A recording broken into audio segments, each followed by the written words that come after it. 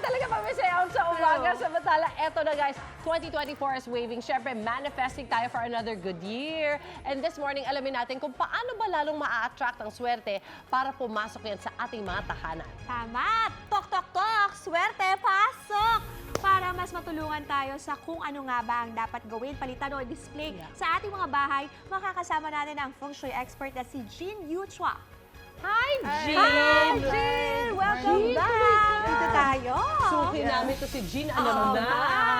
Yes. Hello. Ayan, ito, Good morning. Jean. It's that time of the year, syempre, good morning na. Ito yung mga kapuso natin, naglilinis ng mga bahay, nagpapalit ng mga gamit, yung mga pundak, kurtina, etc. Paano ba makakatulong to sa pagpasok ng bagong taon? Yeah, to welcome the good year for 2024, so naglilinis tayo to declutter yung mga negative. And also to attract din yung good vibes. Naglalagay tayo mga crystals sa bahay, mga charms sa bahay para to decorate and mga lucky colors. Okay. Okay, so eto isa-isay natin na bilang ilaw ng tahanan kayo, ate, Yes, diba? yes. Madalas sa kusina at sa dining area, ano nga Correct. ba yung maswerteng dapat ilagay dito? Yeah, O for the- kunyari, ito, Yeah. sa kusina natin. Yeah, for the kitchen, mas better we have the crystals for good health. Para habang nagluluto tayo, nagbabalance yung energy and magiging healthy din yung mga kumakain. Any crystal? Crystals like clear quartz, amethyst, yun. Oo. Yun yung So pang-balance. any, walang bawal na crystal? Wala naman po. Wala Basta isa naman. natural stones, natural crystals. Kukunin ko yung sa Uuwi kwarto na ng to. anak ko. Ay, correct. Ayan. Bakit swerte nga pala yung crystal sa kusina? Yeah, kitchen kasi is di ba, a part na fire element. So Yes, ang crystals yes. kasi is to balance. Kasi cool ito. Cool, to balance the energy. Yun. Nice.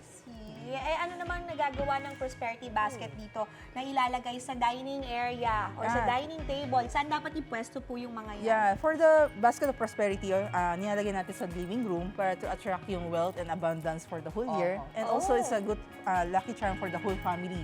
Kasi nilalagyan siya ng bigas inside.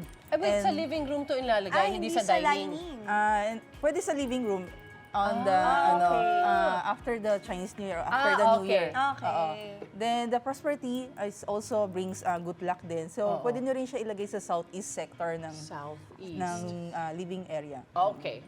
Okay, Alright. okay, ganun pala yun. Ako naman, Miss Jean, madalas ako mag-bonding kasama yung Ayun. pamilya ko sa living room. Halika punta tayo dito. Yeah, living Ano po ba room. yung mga dapat ilagay, yung mga dapat palitan? Ito, kunyari po Yeah, yan. for the living room naman, to add good vibes, no? So you can have a red pillow. Ito meron na Kaya tayo. pala pinagpapalit sila ng...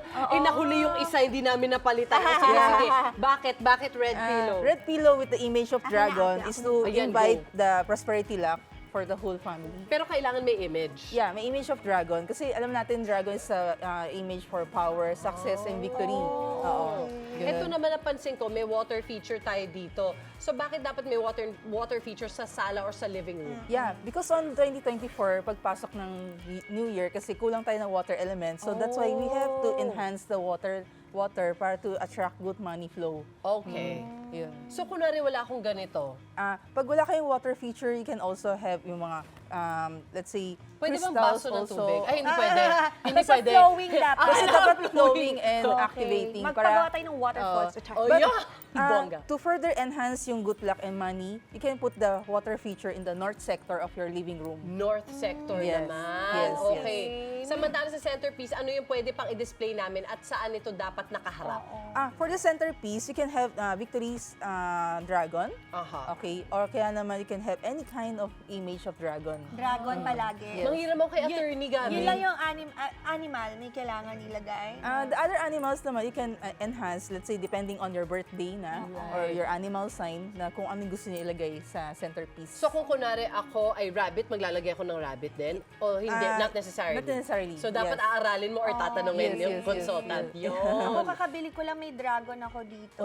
Yeah, this is Tapos- actually Piao bracelet. Piao, Yeah, oo. Piao bracelets attract good money. Ay, Oy! okay, Naku, sakto pala ito yung bili ko na. kahapon. Perfect Buti na lang yan. nag-mall ako.